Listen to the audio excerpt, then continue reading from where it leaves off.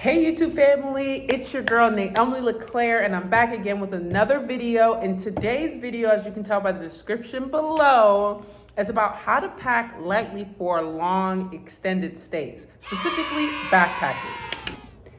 If you're returning back to the channel and you're one of my subbies and family, thank you for always supporting this platform. I'm definitely working on getting more consistent content for you all. Now, if you're new, thank you for stopping by and tuning in. Definitely like and click for more because I have so much travel information to share, so much lifestyle information to share. And you guys just comment below the different questions that you may have or journeys that you're on when it comes to traveling and packing and everything like that. So if you're anything like me, this next couple of lines might sound very familiar, okay?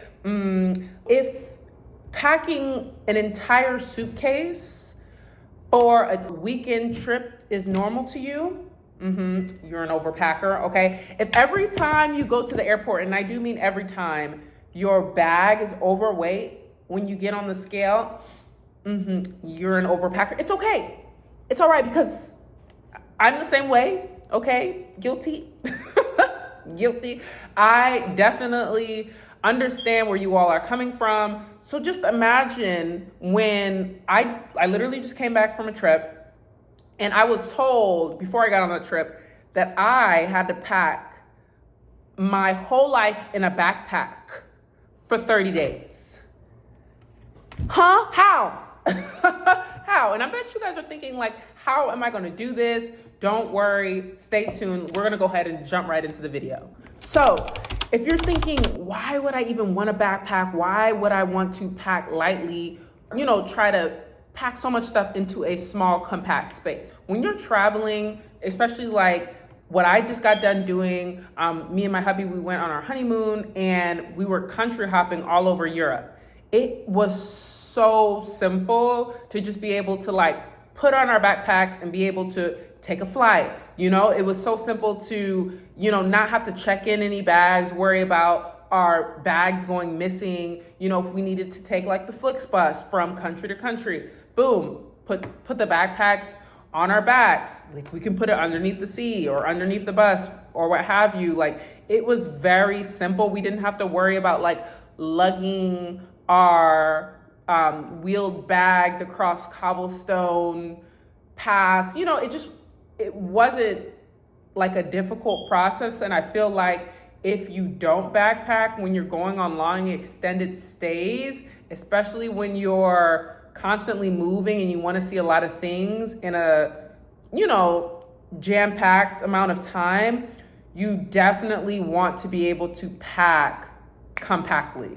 So I'll go ahead and put like on the side screen a little bit of how I was packing, what I did. Basically, I laid out everything that I wanted to have on my trip. And I'm talking about, accessories, toiletries, specifically necessary toiletries. Like I have a specific face wash, like Dermalogica, that I love to use, that I was just like, I don't know if I'm gonna get this in Europe. And I probably honestly could have found it, but I would just wanted to go ahead and pack that in. If you're, similar to me, like, oh, you have a favorite hair product or face wash, then I understand that. Stick to your favorites, but keep it simple. Like for me, I stuck with bringing my makeup, bringing my favorite face wash, but then like the rest, like my husband would say, like, I promise you can get it while we're there. And I know that's just like so hard for us to like wrap around our heads, but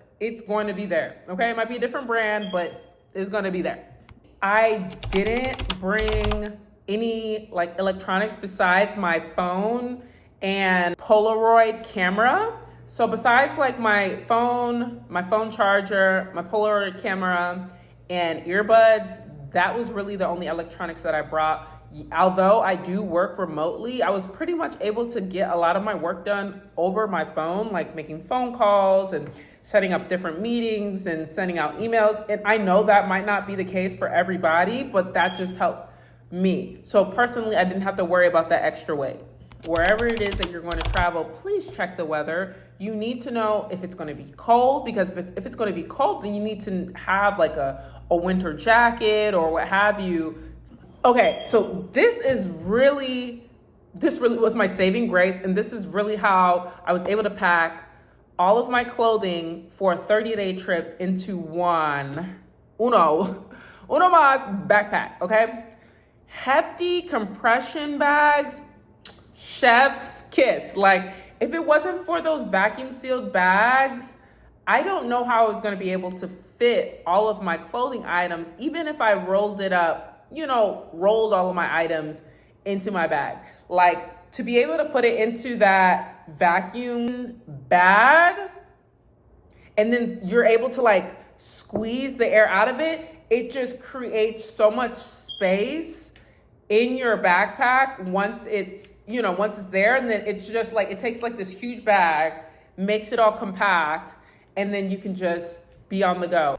So let's get into the actual items. Of course, you're gonna need a great backpack. The one that I got was off of Amazon, and I'll put it in the link below what backpack it actually was. But the fact that it had so many pockets and so many areas that I could like stick different things, whether it was my toiletries or an extra pair of socks or extra shirt, whatever it was, I was able to find like a little compartment for every little thing in that backpack. And I feel like that's definitely something that you'll need in a backpack. And then not to mention the depth of it as well. As you guys can see in the video, I was able to compact this large vacuum bag and place it in the backpack and still have so much space for other items.